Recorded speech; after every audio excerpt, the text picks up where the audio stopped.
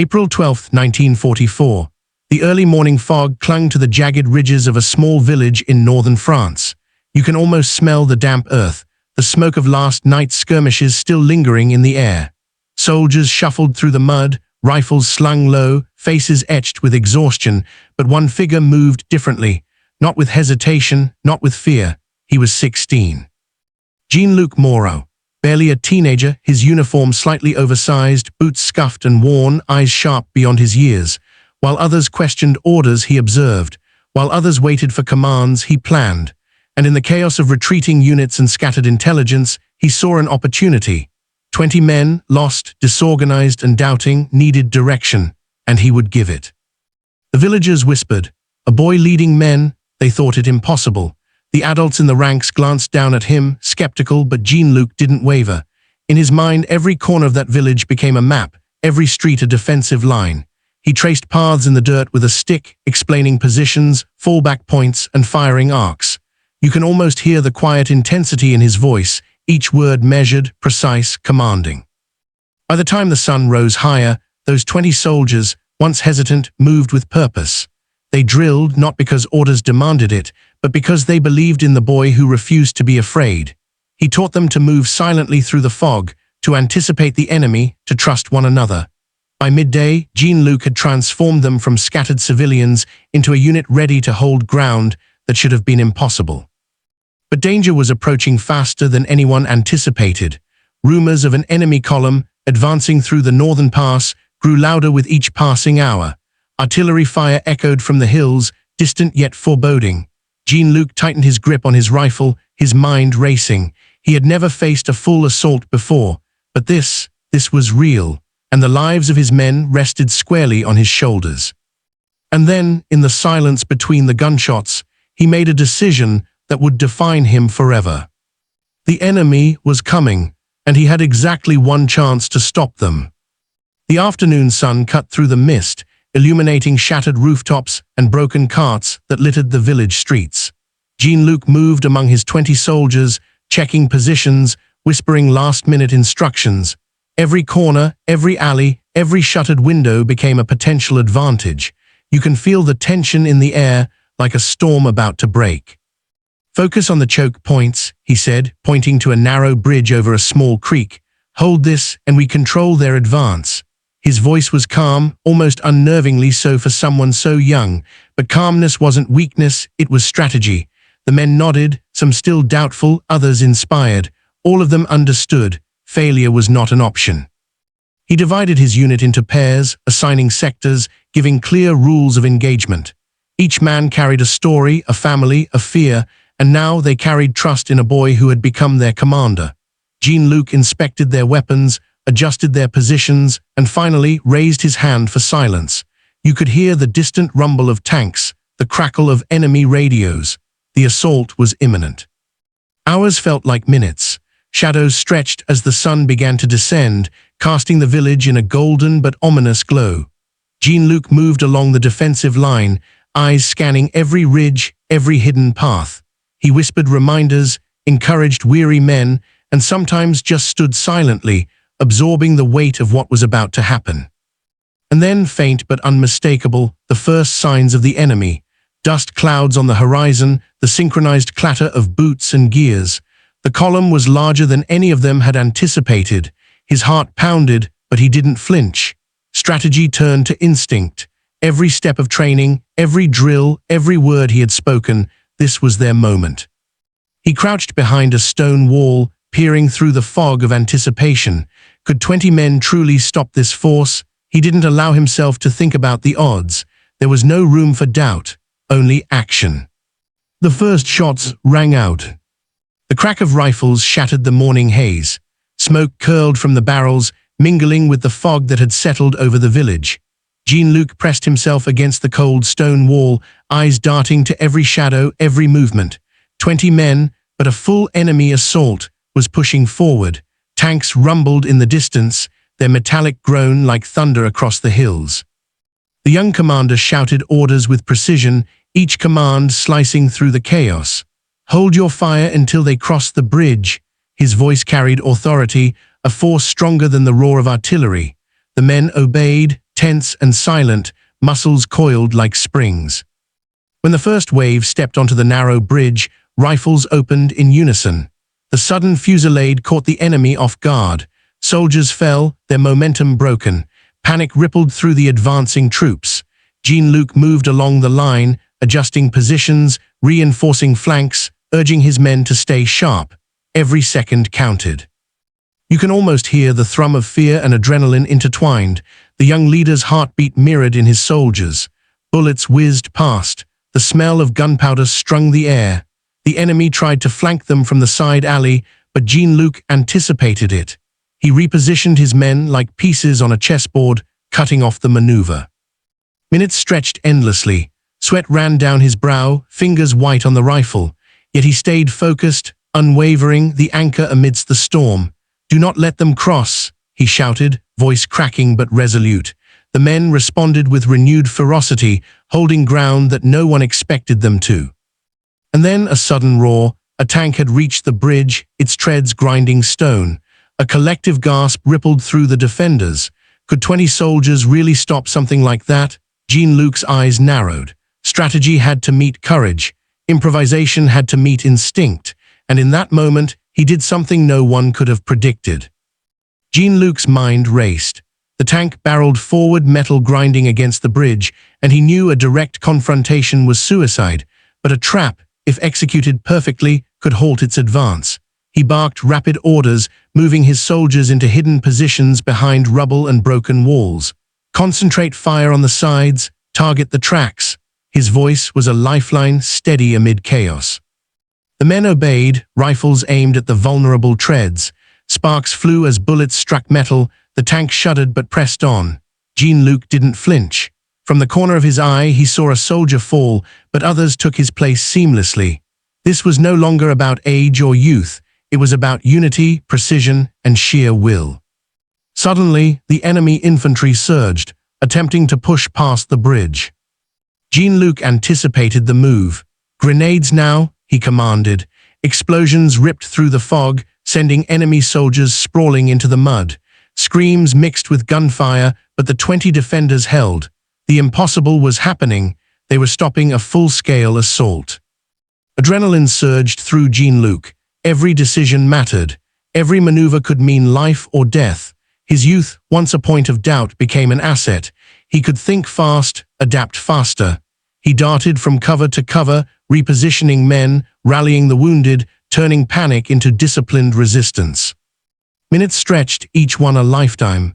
The enemy commander, frustrated by the unexpected resistance, shouted orders that fell into chaos. Jean-Luc seized the moment, leading a calculated counterattack across the bridge. Shocked, the attackers faltered, giving the defenders crucial leverage. From the fog, a realization spread through the enemy ranks. These were not ordinary soldiers, and their leader, barely 16. The battlefield fell into a tense rhythm. Gunfire punctuated by shouted orders, explosions echoing like distant thunder. Jean-Luc moved along the line, eyes scanning, ears tuned to every sound. Every man under his command was breathing, aiming, surviving, and each looked to him for guidance. A boy leading men in the midst of war, yet somehow, he exuded a presence heavier than many seasoned officers. He spotted an enemy soldier attempting to flank their position through a collapsed barn. Without hesitation, Jean-Luc sprinted, dragging one of his younger soldiers with him. They emerged from cover, rifles trained, and the flanking soldier froze. The boy's audacity, combined with precise aim, forced the enemy to retreat. His men watched, awestruck, not because he was fearless, but because he was unrelenting. The assault continued, relentless. Tanks, infantry, and artillery pressed forward, yet the village held. Jean-Luc's strategies, trenches improvised overnight, ambushes set with precision, and the timing of counterattacks worked flawlessly. Each maneuver bought precious seconds, and those seconds were life. By late afternoon, the enemy began to falter. Confusion replaced confidence. Panic whispered among their ranks. Jean-Luc saw it, the turning point. He called for a coordinated push, signaling his men with hand gestures learned in drills. They surged forward, a wave of fire and determination, and the enemy retreated, leaving broken equipment and the echoes of their failed assault behind. Silence fell over the village. Smoke drifted lazily into the sky. The 20 soldiers, exhausted and bloodied, looked to the boy who had led them. Jean-Luc lowered his rifle, chest heaving, eyes glistening with the weight of what had just happened. He was only 16, yet he had commanded men, outsmarted seasoned officers, and stood victorious against overwhelming odds. The villagers whispered in disbelief. A child, a hero, but in that moment they all understood. Bravery, skill, and leadership were never defined by age, they were defined by heart. Evening descended over the village, painting the streets in a bruised purple light. The fog had lifted, revealing the scars of battle, smoldering rubble, overturned carts, and the still, silent forms of those who hadn't survived. Jean-Luc walked among his 20 soldiers, inspecting positions, checking the wounded, ensuring no threat lingered. Every step was careful, measured, the weight of responsibility pressing heavier than his rifle ever could. The men, once doubtful, now looked at him with unshakable respect. Sergeant Lefebvre, a veteran of previous campaigns, clasped Jean-Luc on the shoulder. "I've fought across Europe," he said quietly, "and I've never seen courage like yours. You've saved all of us." Jean-Luc nodded, voice barely above a whisper. "We did it together," he replied, though inside, he felt the weight of what had been required of him. Word of the improbable defense spread quickly. Nearby units, hearing that a mere 16-year-old had held a full enemy assault with only 20 men, arrived at the village in awe and curiosity. They found exhausted but victorious soldiers, and at their center, a boy whose eyes had witnessed more than most men see in a lifetime. But victory came with its costs. Wounded were tended, makeshift graves prepared for the fallen. Jean-Luc helped where he could, hands steady despite fatigue, mind replaying every moment of the assault. Each decision, each order had carried life or death, and the memory weighed on him like lead. Yet even amid the sorrow, there was a profound sense of accomplishment, proof that courage, intelligence, and determination could defy expectations. As the sun finally dipped below the horizon, Jean-Luc sat on the steps of a shattered building, rifle resting beside him. Around him, soldiers murmured quietly, tending fires, sharing rations. He allowed himself a moment of reflection. At 16, he had led, fought, and survived. And in doing so, he had changed the course of that day, the lives of 20 men, and the story of a small village caught in the sweep of war. But the war was far from over, and in the quiet, he already wondered what would come next. Days later, the story of Jean-Luc Morat reached the ears of higher command. Military dispatches described the improbable defense, highlighting the tactical brilliance and unshakable courage of a 16-year-old boy. Officers came to the village, taking notes, asking questions, trying to understand how a mere 20 men had repelled a full enemy assault. Jean-Luc answered calmly, almost shyly, never claiming credit for himself, only for the unit he had trained and led. The soldiers he commanded remained fiercely loyal. They swore by his name, recounting every clever maneuver, every precise order, every moment he inspired them to stand when retreat would have been easier. To them, he was more than a leader. He was the spark that had ignited hope when defeat seemed inevitable. Yet amid the accolades and recognition, Jean-Luc grappled with something else. Memories of the fallen haunted him. Faces of men who hadn't survived, the sound of their last cries, the shudder of tanks, the roar of gunfire, it all lingered. War had a way of etching itself into the soul, and he was only 16. But even in those quiet, reflective moments, he understood a hard truth. Bravery was not the absence of fear, it was action in spite of it. In letters home, he wrote little of himself. Instead, he detailed strategy, the valor of his men, and the lessons of leadership he had learned in the heat of battle. His words reflected wisdom beyond his years, a young mind tempered by the fires of experience. He had grown up in weeks, what many never learn in decades. And still, despite the recognition, the medals, and the whispered admiration of those who witnessed it, he remained just a boy at heart, a boy who had done extraordinary things, who had faced death and emerged alive, who had led men against impossible odds, but a boy nonetheless, quietly carrying the weight of heroism. The war would continue, the battles ahead would demand more, but for one day, in one small village, a 16-year-old had proven something timeless: courage knows no age. Weeks passed, but the memory of the assault never faded. Jean-Luc walked among the trenches and ruins of the village, tracing paths he had once memorized under fire. He watched new recruits stumble, hesitate, and struggle, and he remembered himself at 16, thrust into command with no guidebook, no example. The responsibility weighed heavily. Every life he had touched, every order he had given, had consequences that haunted his thoughts. Nights were the hardest. Silence replaced the roar of battle, and yet the echoes of gunfire and cries of the fallen haunted him. How could someone so young carry such burdens? And yet he had done it, not because he wanted glory, but because it was necessary. His men, still loyal and protective, noticed the quiet moments, the distant stare, the tightened jaw.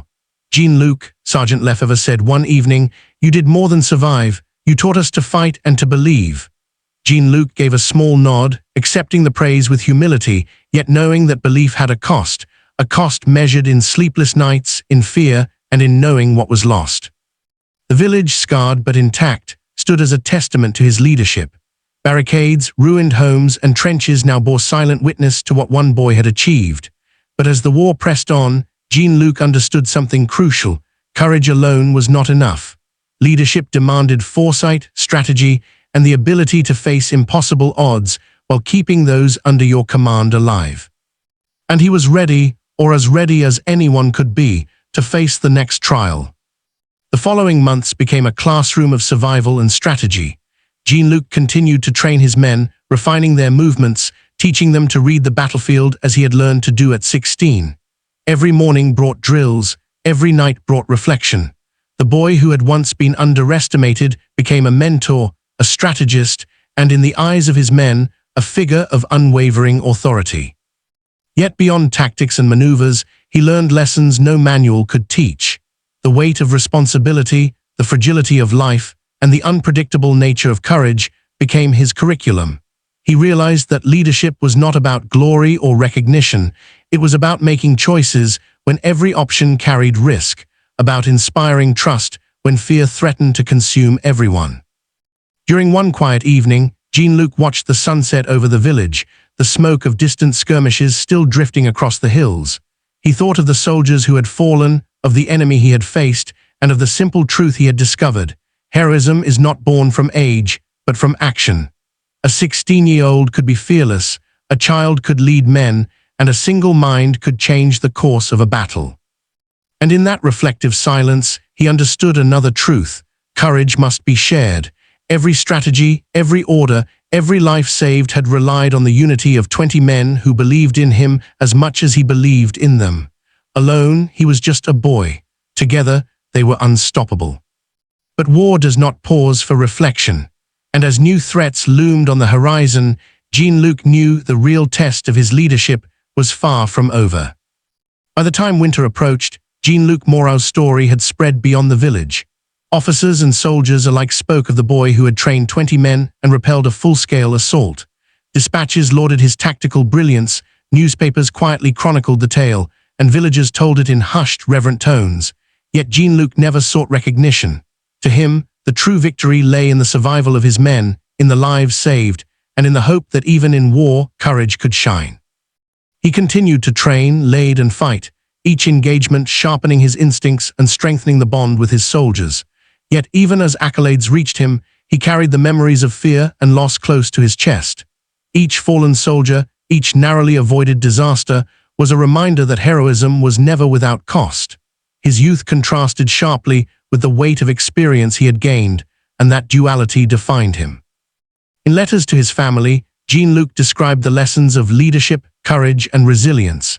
But he also wrote of humanity, of soldiers laughing despite exhaustion, of strangers helping one another through peril, and of the quiet strength found in unity. These reflections became more than records. They became a blueprint for future generations who would face challenges far beyond their years.